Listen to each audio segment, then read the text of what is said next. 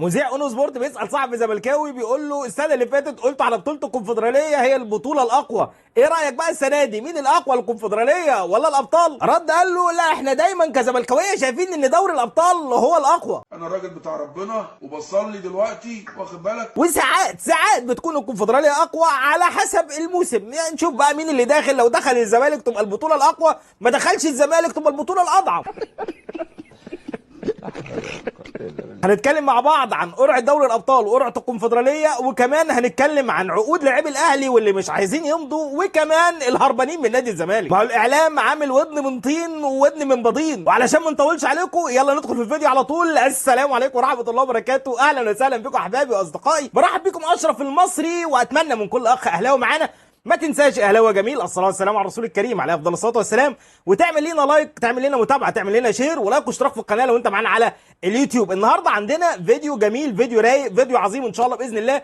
هنتكلم فيه عن شويه احداث حصلت سواء امبارح او النهارده، وكمان قرعه دوري الابطال وقرعه الكونفدراليه. ولكن قبل الكلام عن قرعه الكونفدراليه وعن البط الكين اللي دخلت ادور عليه ما لقيتوش، لقيته قدام الجيش الملكي ولقيت قدام الشباب. يعني يا جدعان هو راح فين البط الكين؟ هو اثر معانا في حاجه عشان مش هلاقيه في الكونفدراليه؟ ولكن ليه استفسار صغير كده، كابتن حسين عموته ازاي يجي لك قلب ينزل صور للعيبه النادي الاهلي على الصفحه الرسميه للنادي الاهلي؟ الواحد بدا ينسى اساسا اشكال اللعيبه. انا اول مره اشوف الكابتن حسين عموته بتشيرت النادي الاهلي. ايه الاستهتار واللي انتوا يا جدعان؟ اقسم بالله الاهلي كان وحشني لدرجه ان انا كان نفسي حتى اشوف الصور، بس يعني مش عايز حاجه ثانيه، اتفرج بس على صور النادي الاهلي. اخيرا وجدنا صور للنادي الاهلي ولعيبه النادي الاهلي في الموسم الجديد، وصور للكابتن حسين عموته وهو يرتدي تيشيرت النادي الاهلي. ده كرم كبير قوي منك يا كابتن والله. قلبي طبعا النادي الاهلي كان مسافر الى برشلونه عشان يلعب هناك 3 لقاءات وديه، لقاءين مع فرق درجه ثانيه ومش عارفين لحد دلوقتي هيتذاعوا ولا لا، ولقاء ثالث امام برشلونه يوم 19، وده اللي احنا ان شاء الله باذن الله ان شاء الله لقاء يكون مذاع 100% اما على قناه ام بي سي او هنشوف لسه اون ولا مين هياخد اللقاء دوت. خلينا بقى ندخل في كلامنا وندخل في حواراتنا ونروح لاول حاجه موجوده معانا، الكونفدراليه الافريقيه والقرعه اللي تمت. النادي الاهلي معفي من دور ال 64 وهيدخل مباشره في دور ال 32، وهستنى اللي هيكسب من فريق كيتارا الاوغندي امام فريق مقدشيو الصومالي ان شاء الله باذن الله. اول لقاء هيكون لسه في شهر اكتوبر، في نص اكتوبر ان شاء الله باذن الله في دور ال 32، واللقاء الثاني في اخر اكتوبر. يعني الفرق ما بينهم هيكون اسبوع ان شاء الله باذن الله، ما بين 18 ل 24 اكتوبر هنكون لعبنا اللقاءين، وان شاء الله بعد كده نروح بقى لدور المجموعات واللي هيتعمل فيها قرعه جديده ان شاء الله. اما فيما يخص نادي زد، فزد هيلعب مع فريق اي اس الجيبوتي، برضه يعني فريق من جيبوتي زي الزمالك، برضه هيلعب مع فريق من جيبوتي، لكن اللي هيكسب من زد والفريق الجيبوتي هيلعب مع فريق عزام يونايتد التنزاني، واعتقد ده هيبقى لقاء قوي على نادي زد ان شاء الله باذن الله، يعدي من اللقاء الاول ثم بعد كده يفكر بقى في عزام يونايتد لانه هيكون لقاء مهم. اما لو رحنا على الجانب الاخر دوري الابطال، فهنلاقي ان نادي الزمالك وقع مع فريق ميناء جيبوتي، فريق لسه حديث، فريق لسه يعني معمول اعتقد 2023، وطالع الصحفي الزملكاوي يعني انا مش عارف ازاي طالع يقول لك نادي الزمالك وقع في قرعه يعني هي الاقوى ما بين الفرق اللي موجوده، الفرق المصريه اللي موجوده سواء في الابطال او الكونفدراليه. والله العظيم انا متخيل لسه فريق لسه حديث، لسه فريق لسه جديد هيلعب مع نادي الزمالك، فريق من جيبوتي، واللي هيكسب فيهم ان شاء الله باذن الله يعني هيلعب مع فريق نصور الكونغو او الجيش الرواندي. يعني يمكن الفريق الوحيد اللي احنا عارفينه من الليله دي كلها هو فريق الجيش الرواندي، ده لو وصل في دور ال 32، ولو وصل نادي الزمالك هيلعبوا الاثنين قدام بعض ان شاء الله. اما الناحيه الثانيه ففريق بيراميدز هيلعب مع فريق جورماهيا الكيني، واللي هيكسب منهم هيلعب مع فريق مريخ جنوب السودان، مريخ جنوب السودان غير مريخ شمال السودان، او الفريق الثاني اللي هو فريق الهجانه الصومالي. اتمنى التوفيق ان شاء الله باذن الله للنادي الاهلي في بطوله افريقيا، وان شاء الله باذن الله السنه دي الاهلي ياخد الكونفدراليه الافريقيه ان شاء الله باذن الله، ويعوض جمهوره عن السنه التعيسه، السنه الحزينه اللي كنا موجودين فيها السنه اللي فاتت. تعالوا نروح لنقطه ثانيه وهي نقطه عقود لعيب النادي الاهلي. ولا شفنا ياسر ابراهيم جدد، ولا امام عاشور جدد، ولا مصطفى شوبير جدد، ولا حتى عندك محمد هاني جدد، ولا مروان عطيه جدد. عندنا لعيبه كتير، سيبك من مروان عطيه لان قصته وحواره مختلف تماما عن باقي اللعيبه. عندك محمد هاني المفروض ان هو هيمدد تعاقده وهيجدد للنادي الاهلي كمان 2 سنين، ولكن الراجل محتاج المبلغ يزيد شويتين 3. الراجل قال لك يعني معلش يعني انا مش عايز زي غيري ولا عايز زي ده ولا ده، بس يعني ما فيهاش مشكله لما تحطني في الفئه الاولى المميزه وتديني 25 زي ما هتدي الباقي. انت في ناس هتديها 30 و35، اديني انا 25 واديني مميزات 5 والكلام ده. اعتقد يعني قصته ممكن تقترب الى النهايه، ولكن يعني انا مش عاجبني فكره ان احنا ناخد وندي بشكل ودي يعني لمده طويله جدا جدا واحنا خلاص داخلين على بدايه الدوري. تعال بقى نروح لنقطه مهمه جدا. ياسر ابراهيم بيقول لك يعني انا هتنازل عن 200 مليون جنيه يا مؤمن في 2 سنين علشان اخد عندك يا نادي يا اهلي في خلال 2 سنين اخد 50 مليون جنيه؟ لا الوضع صعب جدا. انت يعني انا هاخد منك الربع، لا انا محتاج الرقم بتاعي يزيد اكتر. واحب اقول لك ان ياسر ابراهيم هو ما لعبش امبارح الماتشات الوديه اللي الاهلي لعب فيها امام نادي النجوم وامام نادي بترول اسيوط، علشان خاطر الراجل بيحاول يضغط على النادي الاهلي ان هو يوافق الذهاب الى الشباب السعودي، لانه هياخد في الشباب السعودي تقريبا في السنتين 200 مليون جنيه، يعني في السنه الواحده هياخد 100 مليون جنيه، وده رقم كبير جدا لياسر ابراهيم، بالاخص ان هو عنده 34 سنه. ولكن المشكله والمعضله داخل النادي الاهلي انه احنا ما عندناش مدافعين. خلي بالك ياسر ما لعبش ماتشات وديه امبارح، ولعبنا باحمد رضا في الناحيه الدفاعيه بالاضافه الى مجموعه من الشباب لعبوا في الناحيه الدفاعيه، وبالتالي انت عندك مشاكل دفاعيه. واستقبلنا هدفين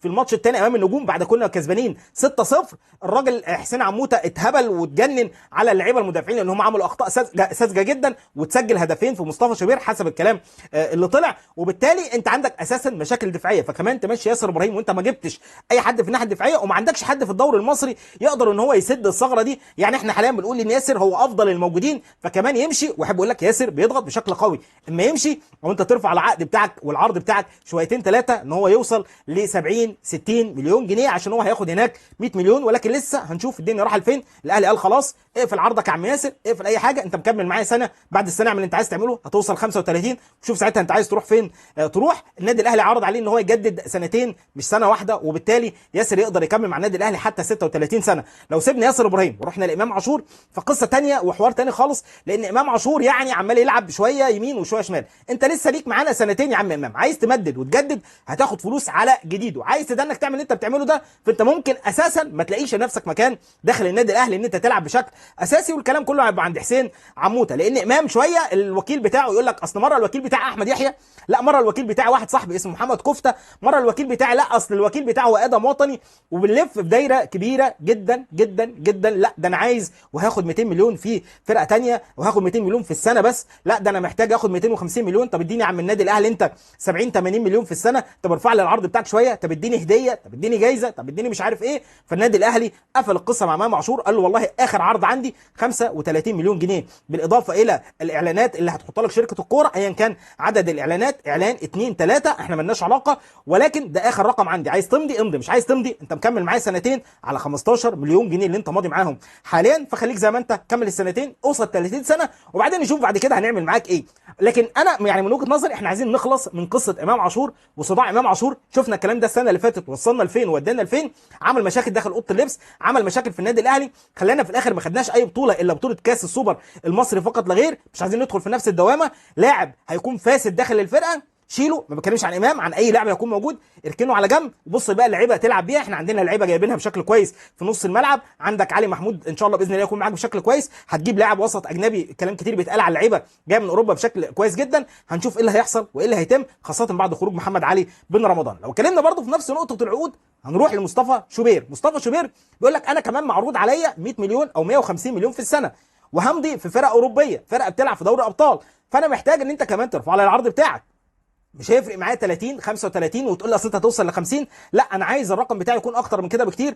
وكمان مصطفى شوبير لم يجدد في النادي الاهلي، مصطفى برضه فاضل له سنه واحده. والله انا نفس الكلام اللي بقوله على امام بقوله على مصطفى، حضرتك هتمضي معايا ده العقد الاخير، ده العقد النهائي، مش هتمضي معايا وعايز تتكل على الله فاتكل على الله. والقصه بالنسبه لنا هتكون سهله جدا جدا، يا تكمل معايا السنه وتمشي، يا تجدد، يا اما تجيب عرض وتتكل على الله. احنا ما عندناش ادنى مشكله، وهنبدا احنا كده كده يعني حصل لنا ضربات كتير واحنا ماشيين في حراسه المرمى، فيعني مش هتفرق معانا ان احنا كمان نستحمل كمان سنه، كمان في وجود محمد الشناوي، عندك حمزه علاء، وهنشوف كمان ان شاء الله باذن الله عندك سيحه، وان كان سيحه يعني الراجل طلع اعاره، هنشوف هنعمل ايه ان شاء الله باذن الله كمان في الفتره القادمه. خلينا بقى ننقل كمان على نقطه ثانيه مهمه، لاعبي الشباب كمان اللي موجودين في النادي الاهلي لسه لحد دلوقتي ما جددوش العقود بتاعتهم. في كلام طلع واتقال ان النادي الاهلي اتفق معاهم، سواء كان محمد عبد الله، كريم الدبيس، او سواء كمان اللاعب احمد كباكا وعمر سيد معوض، لكن حتى الان الاهلي ما جددش. طب ليه الاهلي ما جددش معاهم؟ لان الاهلي كان مدي الاولويه للاعيبه الكبار يخلص معاهم ثم يروح للعيبه دي، ودلوقتي انت عملت فجوه زمنيه، واحنا سافرنا على برشلونه عشان نلعب اللقاءات الوديه هناك، وبالتالي في عندك فجوه وعندك مشكله، فالوقت حاليا ما كانش في صالحك. اتمنى يكون الوقت في صالحنا فيه واحنا موجودين هناك في برشلونه، لسه عندنا ماتشين وديين ثم هنلعب مع برشلونه ان شاء الله باذن الله. الكابتن وائل جمعه، كابتن سيد عبد الحفيظ، والناس اللي موجوده تخلص القصه دي والحوار ده، بالاضافه للاعب النص ملعب الاجنبي اللي هم حاليا بيتكلموا فيه ان هو هيجي ان شاء الله باذن الله. واعتقد ان ممكن كمان يبقى فيه صفقه في الناحيه الدفاعيه، صفقه محليه، لسه مش عارفين الصفقه دي هتودينا لفين وهنروح لفين، بالاخص بالاخص لو مشي ياسر ابراهيم. في كلام كتير بيتقال عن محمد عبد المنعم، ولكن محمد عبد المنعم كان طالب في السنه الواحده فوق ال 120 مليون جنيه، فيعني معلش يعني خلاص بقى انا اسيب ياسر واسيب الرجاله الموجوده عندي، لان هو بيقول لك انا هاجي لك سنه واحده فقط لا غير اعاره وارجع فريقي مره ثانيه عشان ارجع واكمل في اوروبا. ولكن هنشوف القصه والحكايه هتروح على فين. الناحيه الثانيه وفي الطريق الاخر وفي الطريق المقابل نادي الزمالك والحوارات اللي موجوده عند نادي الزمالك عن غياب بيزيرا، عن غياب عبد الله السعيد، عن غياب شيكوبانزا، وان الثلاثه مش موجودين داخل معسكر نادي الزمالك. هتقول لي انت مالك انت كاهلاوي وانت مالك مش عارف ايه؟ هقول لك اتفرج على الصفحات الزملكاويه. انا واحد عن نفسي ما كنتش عايز اتكلم عن اي حاجه تخص نادي الزمالك خالص، ولكن للاسف ليه النهار عمال يظهر لي حاجات على صفحات زملكاويه والناس من زملكاويه، ده امام عاشور عمال يتشرط عليكم، ده امام عاشور عمال يعمل عليكم، ده امام عاشور مش عارف ايه، وناسين ان عندهم مصيبه وبلوى وليله سوداء قوي سعادتك جوه. ده خالد الغندور يا مؤمن قلب على بيزيرا وبدا يقول نفس الكلام اللي كان بيقوله كابتن حسن شحات عن بيزيرا. الواد دوت بيلعب بينا، الواد دوت عمال يبوس وعمال يعمل وعمال يحضن في الجماهير وعمال يبوس لك التيشيرت وفاموس وفاقوس والحاجات دي كلها، وفي الاخر الواد دوت هيضحك عليكم وهيكون عايز يمشي. نفس الكلام ده كان عامله مع الفريق بتاعه قبل ما يجي نادي الزمالك، عمل نفس شويتين وهرب من الفريق في اخر فتره عشان يجي نادي الزمالك. بيفكرني باللي عمله وسام ابو علي بالظبط مع النادي الاهلي، وقبل ما يجي النادي الاهلي كان عمل وسام ابو علي نفس الحوار ونفس القصه عشان يجي النادي الاهلي. لما جه يعمل الحوار ده مع النادي الاهلي قال له اركن على جنب، لما يجي بقى العرض اللي انا عايز اشوفه بقى برقم كبير بعد كده اشوف. كان عايز يتباع ب 2 3 مليون دولار لحد ما النادي الاهلي قدر يسوقه ب 7.5 مليون دولار، وكمان هياخد من وراه 2.5 مليون او 2 مليون دولار مميزات. يعني انت بتتكلم في حوالي 9 او 9.5 مليون دولار من خلال وسام ابو علي. لكن الناحيه الثانيه نادي الزمالك ممكن يجبر ان هو يبيع بيزيرا برقم اقل بكتير جدا جدا. بدا نادي الزمالك يتكلم حاليا لا ده احنا هنعمل عليه عقوبات، لا مش عارف احنا هنعمل عليه ايه، سواء كان هو او شيكو بنزا، يعني الراجل يعني الكوميدي الراجل الفظيع. انا اعتقد نادي الزمالك ما ينفعش يسيب الواد ده يجي نادي الزمالك ويشتغل في قناه موجه كوميدي حرفيا يعني. الحاجه اللي بعد كده كمان عبد الله السعيد، الناس كتير بتقول ده عبد الله مش عايز يروح عشان خاطر الفلوس اللي ليه. يا جماعه يعني انتوا لو رجعتوا الموسم اللي فات عبد الله عمل مشكله واثنين وثلاثه والله العظيم انا فاكرها، لكن انا مش هتكلم عن الحوارات دي لانها شيء ما تخصنيش. ولكن ارجع كمان اسمع المحللين الزملكاويه على مدار الموسم اللي فات كامل كانوا عاملين يتكلموا عن عبد الله السعيد بشكل سيء جدا، اللهم الا اخر شهر فقط لا غير بداوا يتكلموا عنه بشكل يعني بشكل جيد وشكل كويس.